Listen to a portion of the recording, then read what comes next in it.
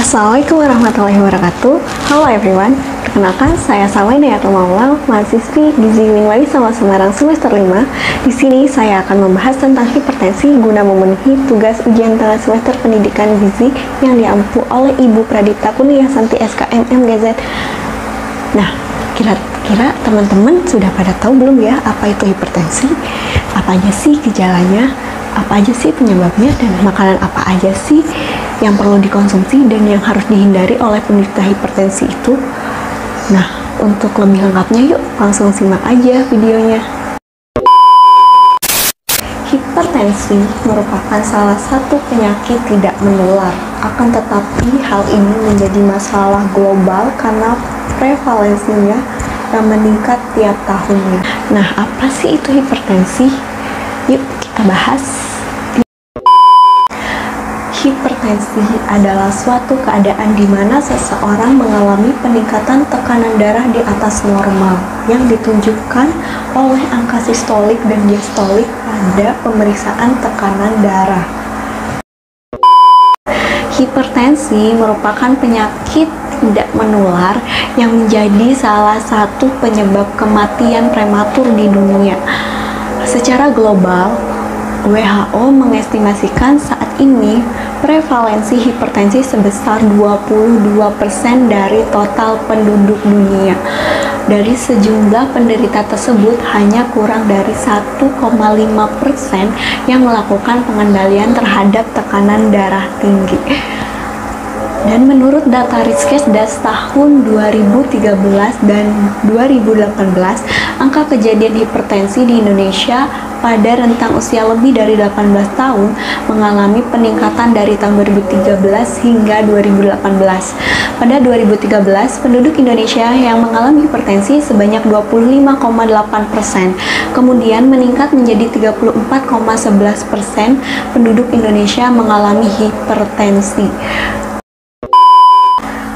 Klasifikasi hipertensi menurut Kemenkes RI biasanya memiliki klasifikasi yang ditandai dengan ukuran tekanan darah yang bersatuan mmHg, kemudian juga ada sistolik dan diastolik. Sistolik sendiri merupakan tekanan darah yang tinggi atau biasanya itu ada di atas, kemudian diastolik merupakan tekanan darah yang rendah atau biasanya ada di bawah. Nah, biasanya itu bertuliskan 120/80 mmHg. Artinya ini 120 ini merupakan sistoliknya dan per 80 ini merupakan diastolik. Nah, hipertensi ini dibagi menjadi 4 klasifikasi. Yang pertama yaitu kategori normal. Jika angka sistoliknya ini kurang dari 120 mmHg dan diastoliknya itu kurang dari 80 mmHg. Yang kedua yaitu prehipertensi, yaitu ketika angka sistolik berada di antara 120 sampai 139 mmHg dan angka diastoliknya berada pada 80 sampai 89 mmHg. Yang ketiga yaitu hipertensi tingkat 1, yaitu ketika angka sistoliknya itu berada di antara 140 hingga 159 mmHg dan angka diastoliknya berada pada 90 sampai 90 mmHg. Dan yang keempat yaitu hipertensi tingkat 2, yaitu ketika angka sistolik lebih dari sama dengan 160 mmHg dan angka diastoliknya lebih dari sama dengan 100 mmHg. Nah, hipertensi sendiri ini terkadang bersifat asimptomatik atau tanpa gejala. Namun gejala umumnya antara lain seperti sakit kepala, sesak nafas, nyeri dada, nadi tidak stabil, dan perubahan penglihatan. Selanjutnya ini ada 2 faktor resiko hipertensi. Yang pertama ada faktor resiko hipertensi yang tidak dapat dimodifikasi, dan yang kedua itu ada faktor resiko yang dapat dimodifikasi. Oke, langsung bahas aja kita kepada faktor yang pertama. Yang pertama itu ada faktor resiko yang tidak dapat dimodifikasi, yaitu ada usia.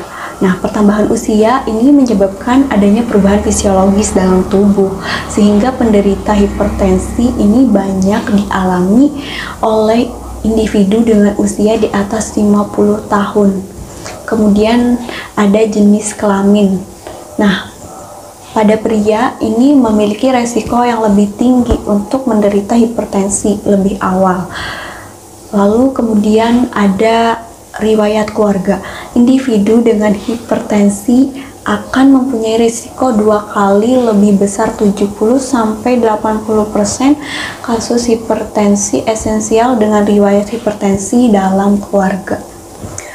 Lalu faktor resiko hipertensi yang kedua yaitu faktor resiko yang dapat dimodifikasi, yaitu ada obesitas. Nah, semakin bertambahnya berat badan tubuh, maka semakin besar pula kerja jantung dalam memompa darah ke seluruh tubuh. Nah, meningkatnya berat badan normal relatif sebesar 10% ini dapat mengakibatkan kenaikan tekanan darah. Kemudian ada konsumsi garam.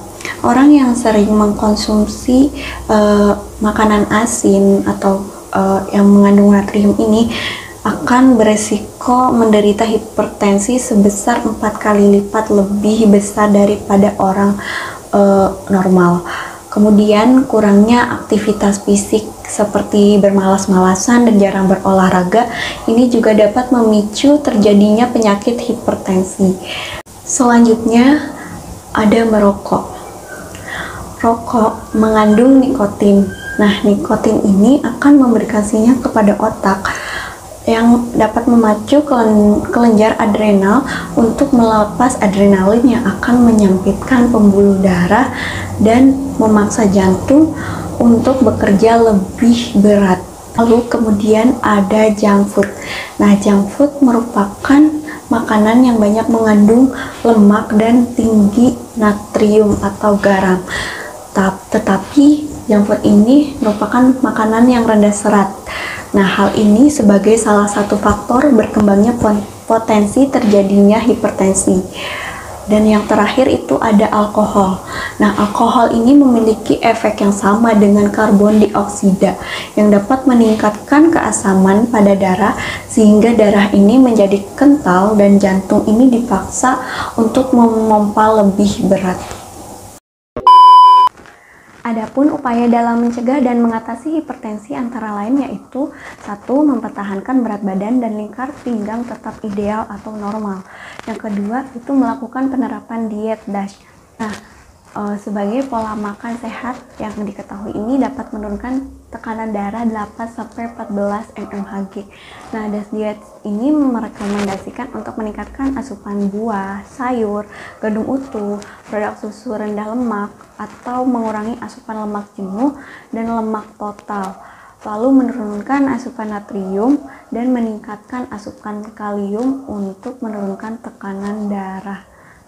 Biasanya diet DASH ini digunakan untuk orang-orang yang mengalami prehipertensi dengan pembatasan pengonsumsian natrium 1.500 mg per hari. Biasanya diet DASH ini digunakan untuk orang-orang yang mengalami prehipertensi dengan pembatasan pengonsumsian natrium 1.500 mg per hari. Nah, yang ketiga ada pembatasan asupan natrium dalam diet harian.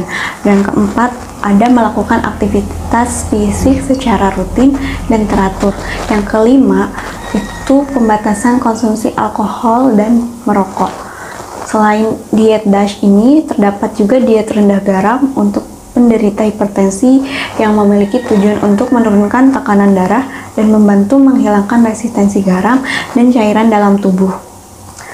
Diet rendah garam sendiri berdasarkan kondisi penyakit ini dibagi menjadi beberapa tingkatan, yaitu yang pertama ada diet rendah garam 1 dengan konsumsi natrium 200-400 mg natrium dalam sehari. Biasanya diet ini tuh diberikan kepada pasien yang mengalami asites, edema, atau hipertensi berat.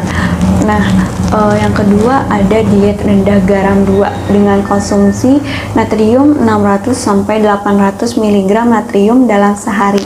Biasanya diet ini diberikan kepada pasien yang mengalami asites, edema, atau hipertensi sedang dan boleh menambahkan setengah sendok teh atau 2 gram garam dapur. Nah, yang terakhir, yang ketiga, ada diet rendah garam 3 dengan konsumsi natrium 1000-1200 mg natrium. Biasanya diet ini itu diberikan kepada pasien yang mengalami asites, edema, atau hipertensi ringan. Dan pada diet ini boleh menambahkan 1 sendok teh atau 4 gram garam dapur.